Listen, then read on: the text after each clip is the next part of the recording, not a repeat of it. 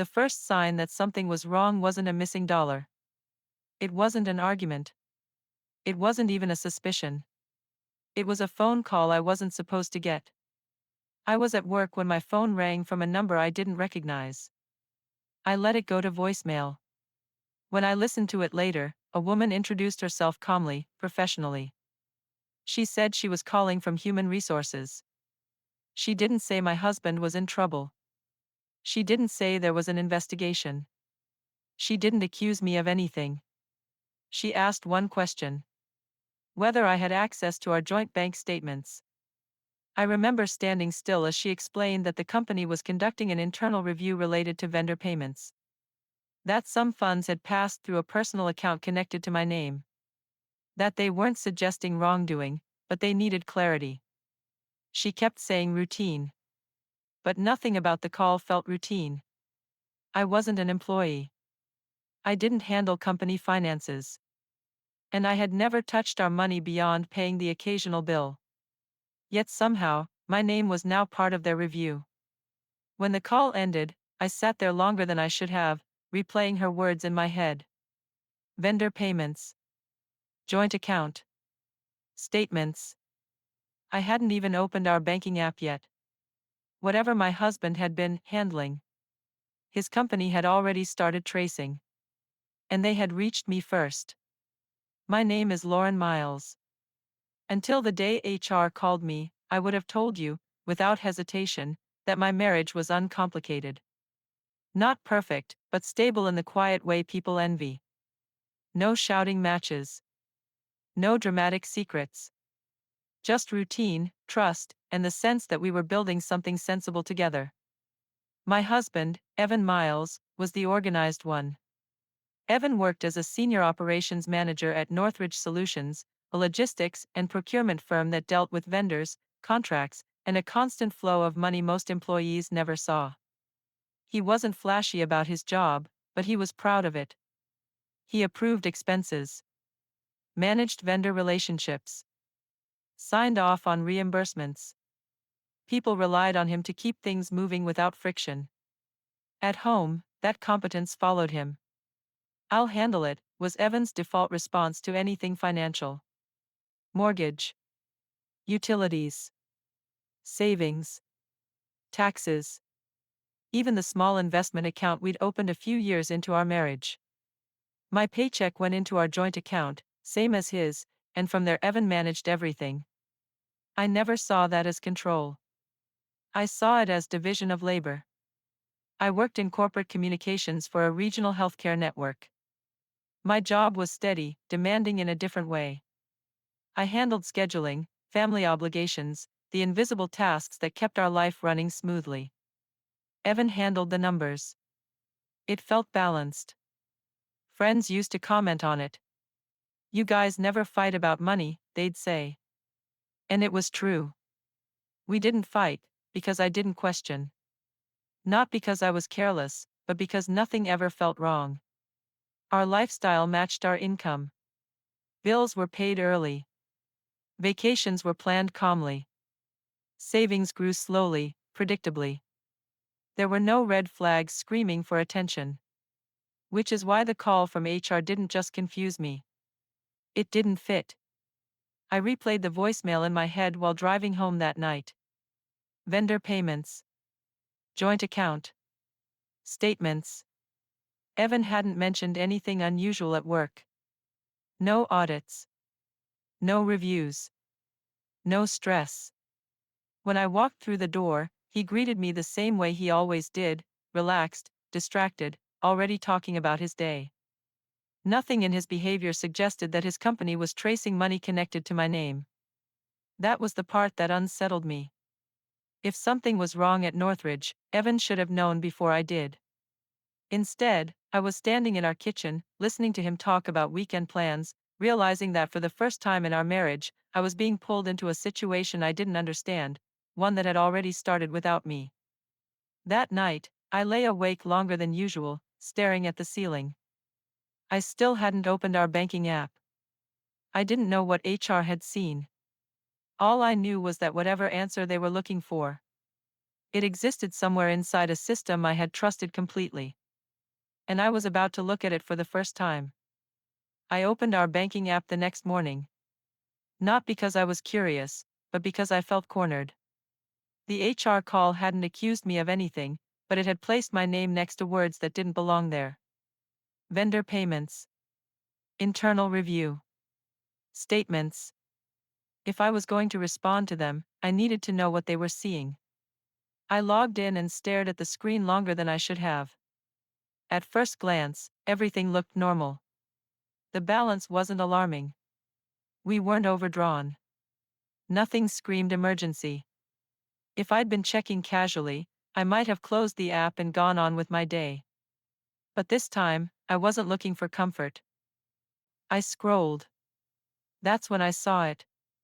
A transfer out of our joint account. Then another. And another. Same amount. Same timing. $7,500.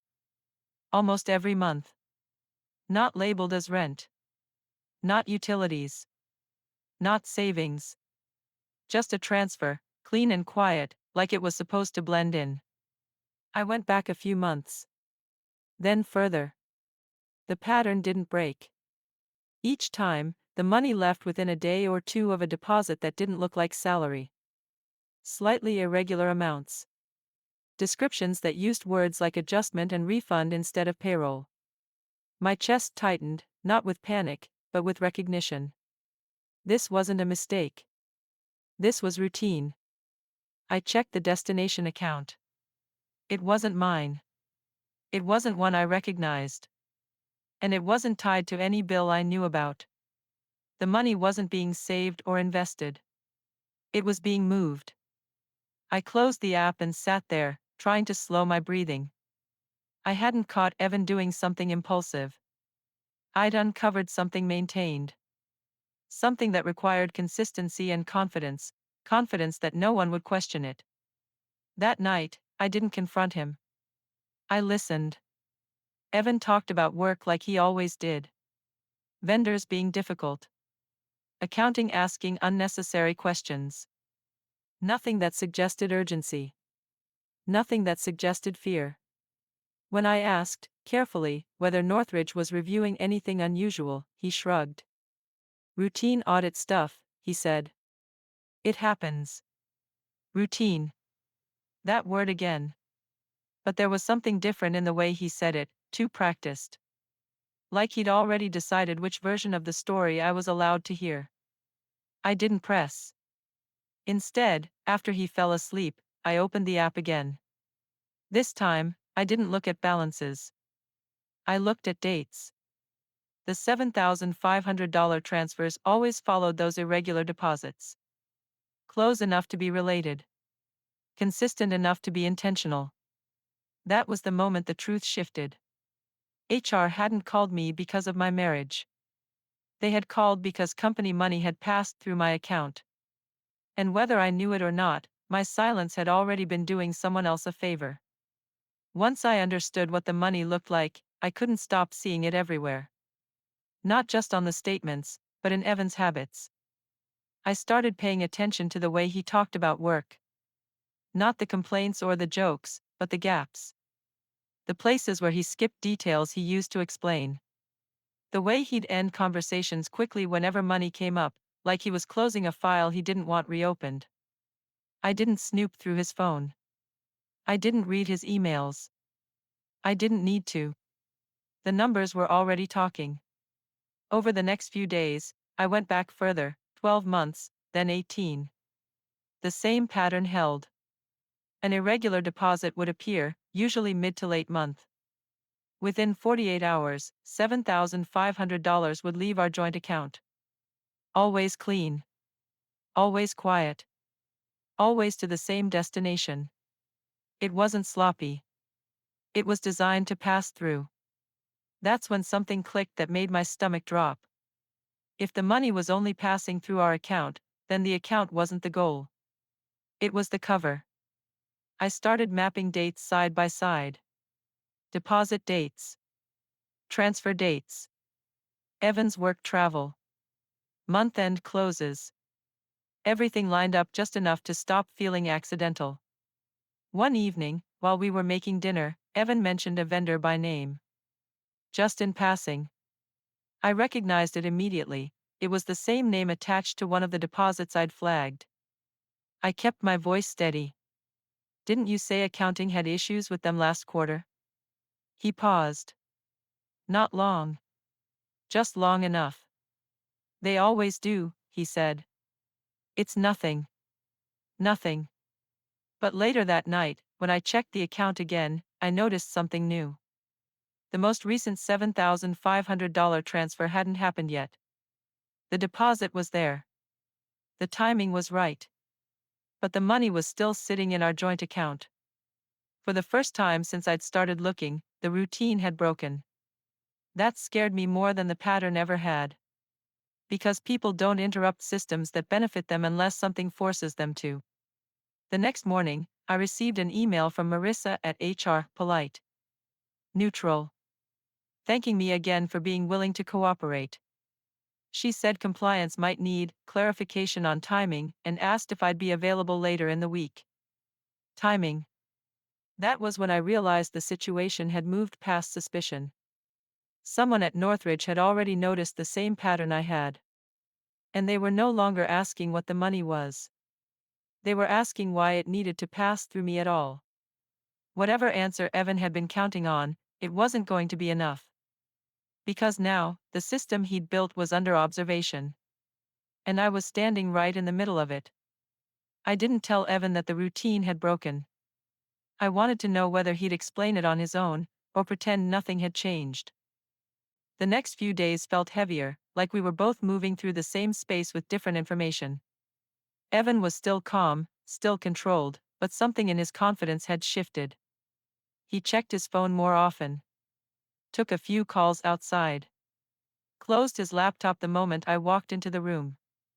Nothing dramatic. Just tighter. Meanwhile, I started preparing for the conversation HR was steering me toward. I didn't just pull statements anymore, I organized them. Month by month. Deposit, then transfer. The numbers were impossible to ignore when laid out side by side. $7,500 moving in, $7,500 moving out. Again and again. No variation. No explanation. When Marissa called later that week, her tone was different. Still polite, but firmer now. She asked if I could confirm whether Evan had ever discussed routing vendor payments through our joint account. I told her the truth. No, I said. He's always handled work finances separately. I didn't know company-related funds were passing through our account at all. There was a pause on the line. That's helpful, she said carefully. Helpful.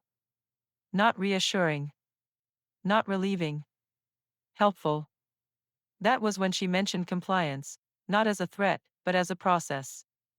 A team that handled conflicts of interest, misuse of authority, and situations where personal and company finances overlapped. Situations like ours. That night, Evan finally brought it up. HR reached out to you, didn't they? He asked casually, like it was an afterthought. I looked at him. Yes. What did they say? He asked. I matched his tone. They had questions. About what? He pressed. Timing. Accounts. Vendor payments. He nodded slowly, as if that aligned with something he'd already decided. It's just procedural, he said.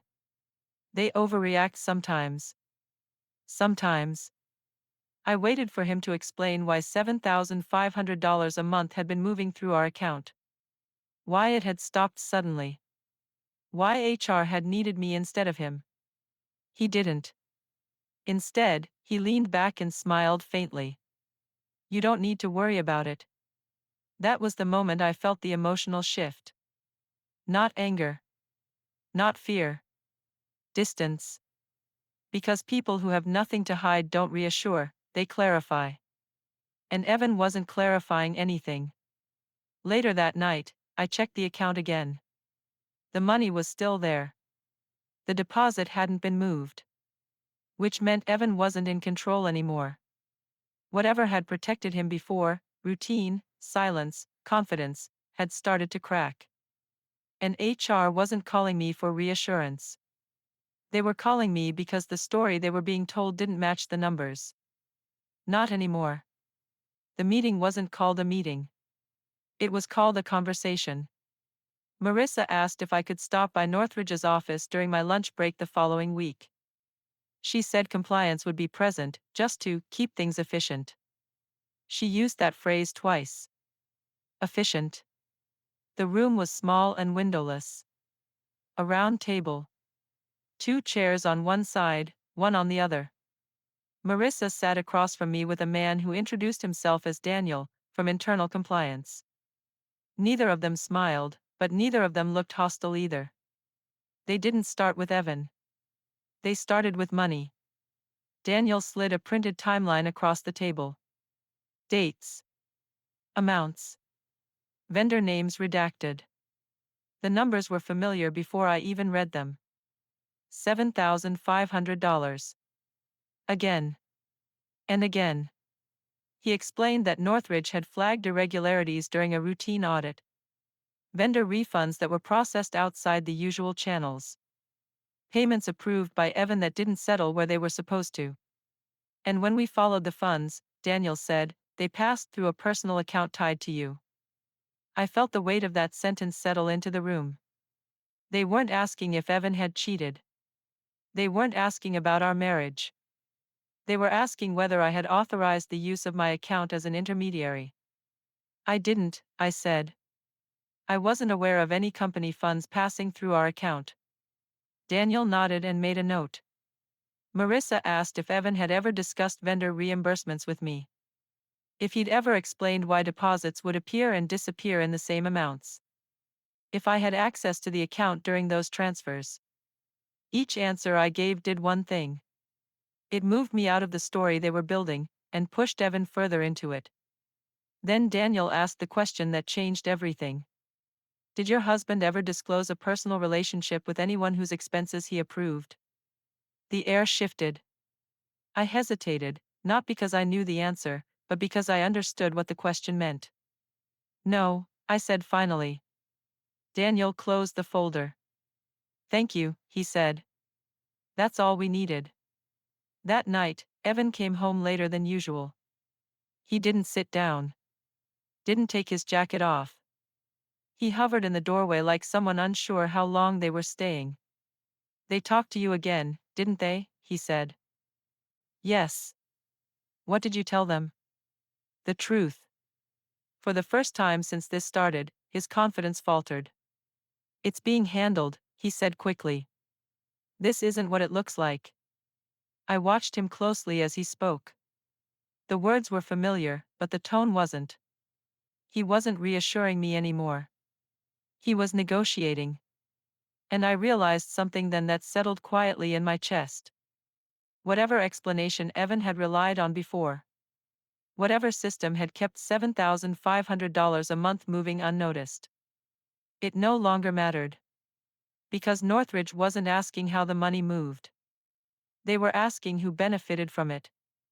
And Evan was running out of answers. The transfers stopped completely after that. No deposit. No movement.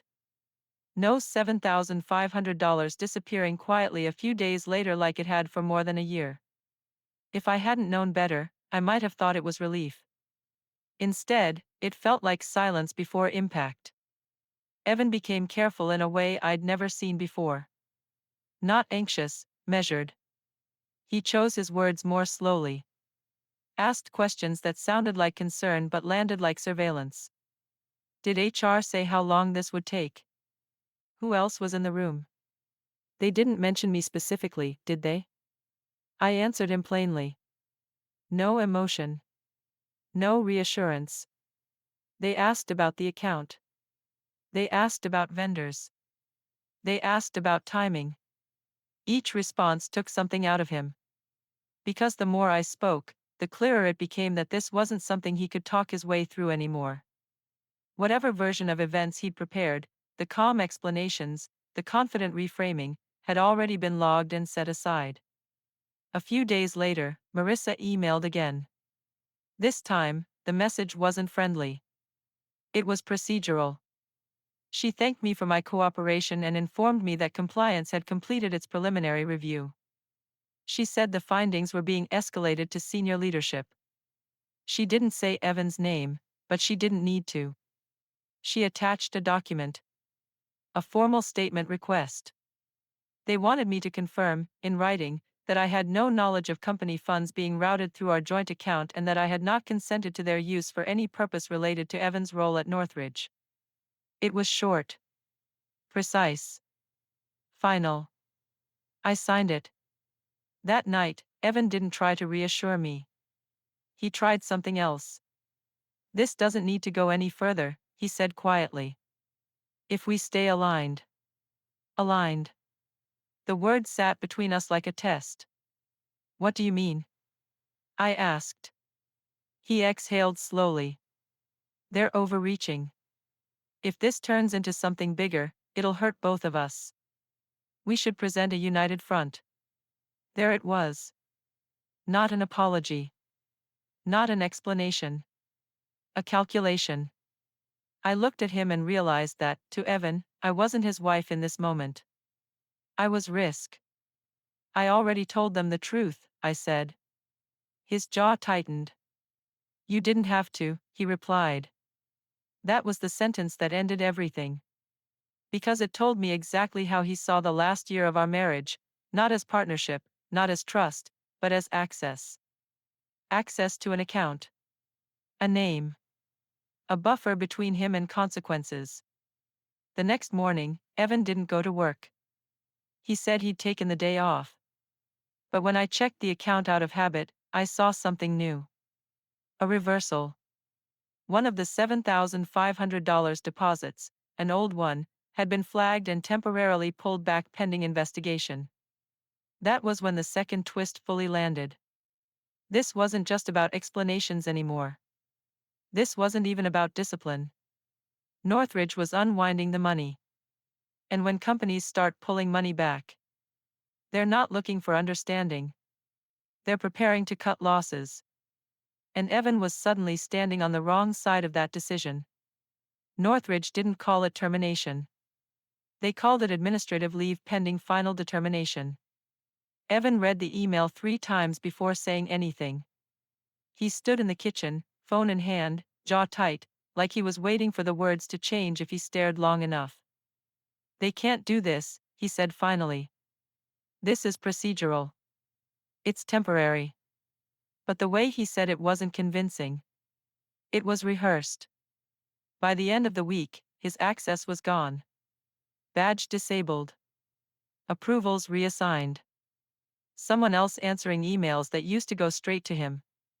That was when he started pacing. Talking about how audits always escalated before they stabilized. How companies overcorrected.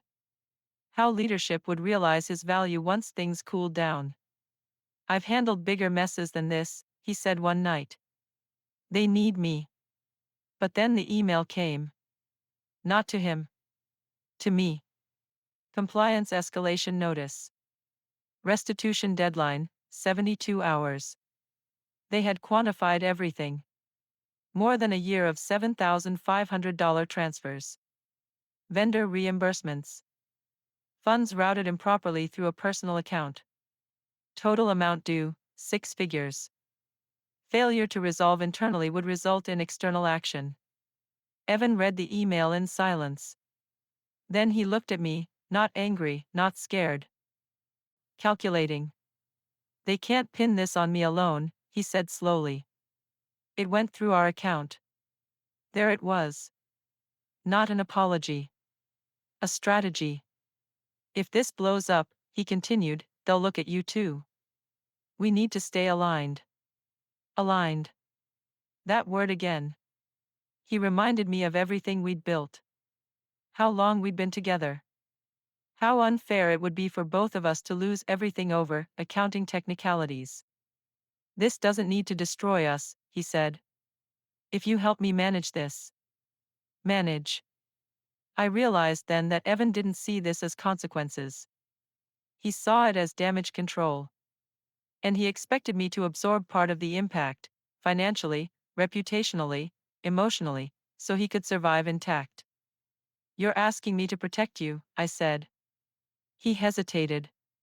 Just long enough. I'm asking you to protect us. That was the moment the marriage ended. Because someone who loved me wouldn't ask me to become collateral. The next morning, I told him I'd spoken to a lawyer. His confidence cracked. Not completely. But enough. That afternoon, Northridge updated the deadline. 48 hours. By the second night, Evan stopped talking. He sat across from me at the table where we'd planned vacations, staring at restitution documents like they were written in another language. I can't pay this, he said finally. Not alone. I can, I replied. He looked up sharply. Hope flickered. But not for free. That was when he understood. This wasn't about saving his job anymore. It was about how much of his life he was willing to surrender. To keep this from going any further. And for the first time since this started, Evan wasn't explaining. He was listening. I didn't give Evan an ultimatum. I gave him a deadline. 48 hours. That's what Northridge had given us. That's what was left before the situation stopped being internal and started becoming something else entirely. I told Evan exactly what I would do. I would cooperate fully with restitution. I would release the funds immediately, cleanly, so the company got back every dollar that had passed through our account. I would sign the compliance affidavit confirming I had no knowledge, no involvement, no consent. And in exchange, he would sign a separation agreement drafted by my lawyer. No contest. No alimony. No claim on the house. No division of assets beyond what already existed in his name. And no attempt, now or later, to frame this as shared responsibility. Evan read the agreement slowly. Page by page. At first, he tried to argue the language. Then he tried to soften it. This makes me look guilty, he said. You are, I replied. Not cruelly. Not loudly. Just honestly. He asked what would happen if he didn't sign. I told him the truth. Northridge would escalate. Compliance would involve outside counsel. The repayment demand would no longer be negotiable. And every document, every approval, every routing decision, would be reviewed without the benefit of my cooperation. I wasn't threatening him. I was describing the math. That night, Evan slept on the couch. Not because I asked him to, but because there was nowhere left to stand between us. The next morning, he signed. The repayment cleared within days. Northridge closed the matter quietly, exactly as promised. No press release. No announcement. Just a record that followed Evan wherever he went next. References declined. Interviews stalled. Calls never returned. In his industry, silence was enough. I moved out the following week. The house stayed with me. The joint account was closed permanently. My name, finally, stood on its own again. People asked questions. I gave them simple answers. We wanted different things. Because the truth didn't need decoration. The truth was this: I had trusted someone who mistook access for permission. Someone who believed calm explanations could outlast accountability. Someone who thought marriage made me a buffer instead of a partner. Walking away didn't feel like revenge. It felt like restoration. I didn't destroy his life. I stepped out of the way and let his decisions reach their conclusion. And when the last document was signed, the last transfer reversed, and the last explanation fell apart, I realized something quietly powerful. He didn't lose everything because I exposed him. He lost everything because, for the first time, I refused to cover for him.